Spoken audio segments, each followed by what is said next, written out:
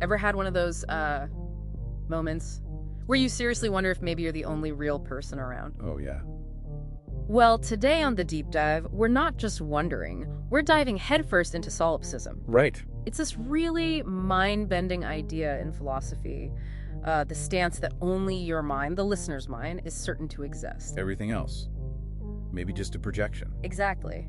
The whole external world, other people, even, us talking right now, might just be happening inside your consciousness. It's a pretty extreme kind of skepticism, isn't it? It really pushes back hard on our basic ideas about, well, reality being shared. It's fascinating, though, that this isn't exactly new. The roots are ancient. Oh, absolutely.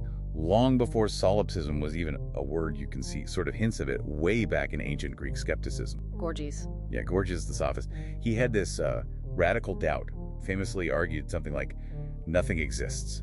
Even if it did exist, you couldn't know anything about it, and even if you could know it, you couldn't tell anyone else. That's quite the starting point for communication, eh? Definitely a lonely one. But then, much later, the idea gets a huge boost from René Descartes. I think, therefore I am. Precisely. Now, Descartes himself, he wasn't a solipsist, let's be clear on that. Right. But his whole method, doubting everything. The evil demon idea, or the brain in a vat. Exactly, those thought experiments.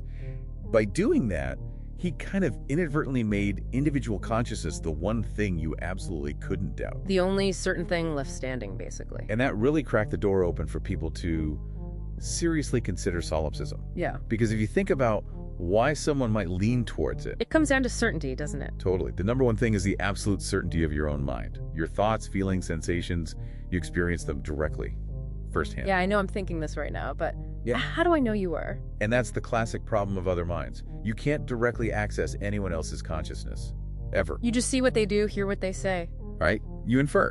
But maybe they're just, incredibly complex automatons just mimicking consciousness perfectly, Yeah. like sophisticated puppets. That's unsettling. Okay, so other minds are questionable. What about the chair I'm sitting on?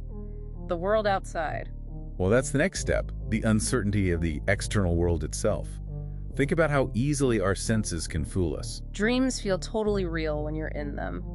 Hallucinations, too, for some people. Exactly. There's no, logical guarantee that your mental state corresponds to some independent physical reality out there. The brain in a vat, again.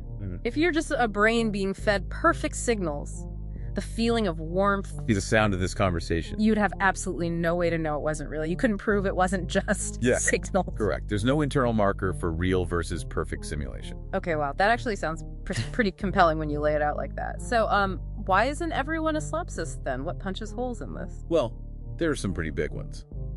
The most, perhaps philosophically potent, is the performative contradiction. Performative contradiction, meaning Meaning, the very act of arguing for solipsism kind of defeats the purpose, trying to convince me or you, the listener. you're already assuming we exist as separate minds who can understand you. Bingo. Bertrand Russell pointed this out. A solipsist logically shouldn't be surprised or annoyed if nobody else agrees with them. Who are they expecting to agree? Right, and then there's just practicality, isn't there? Oh, absolutely. It seems psychologically, maybe even practically, impossible to genuinely live as if solipsism were true. Like, try not paying your taxes because you think the government is just in your head. See how that goes. Exactly. Actions have consequences that feel undeniably external. The world pushes back in ways that are hard to square with it all just being your own mental show. And language, too, right? There was an argument about that. Yes. Ludwig Wittgenstein's private language argument. It's complex. But the gist is that language itself, the very tool you'd use to think, I am the only mind, it needs a shared context, a social environment, to even have meaning. Yeah.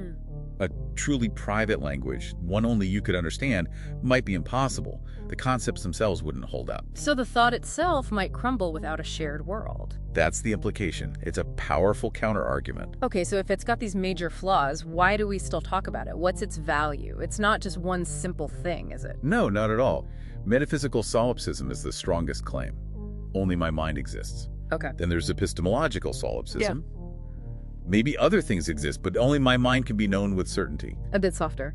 And methodological solipsism, using it as a starting point, a tool, maybe in psychology, to focus just on subjective experience without worrying about the external world link for a moment. I see. So its real use isn't necessarily in being true. Probably not. Its real value, I think, is as a kind of philosophical limit case. Yeah. A boundary condition. What do you mean by boundary condition? It pushes us right to the edge.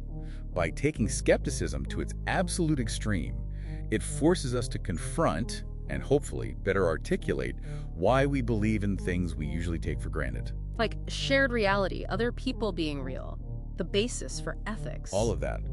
You suddenly realize how much rests on the assumption, the faith, almost that you're not alone in the universe.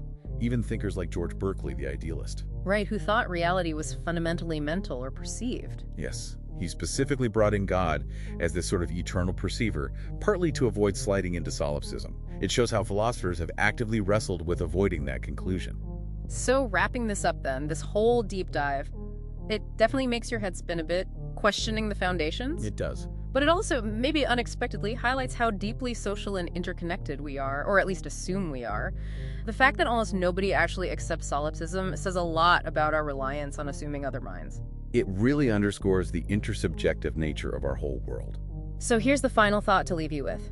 If our reality, our sense of self, even the meaning we find in relationships, is all built on this fundamental assumption that others are real, how does seriously contemplating the possibility of solipsism, even just as a thought experiment, maybe change how you value that shared world, how you appreciate the connections you make every single day? Yeah, that's something profound to ponder as you step back out into that world you assume is real.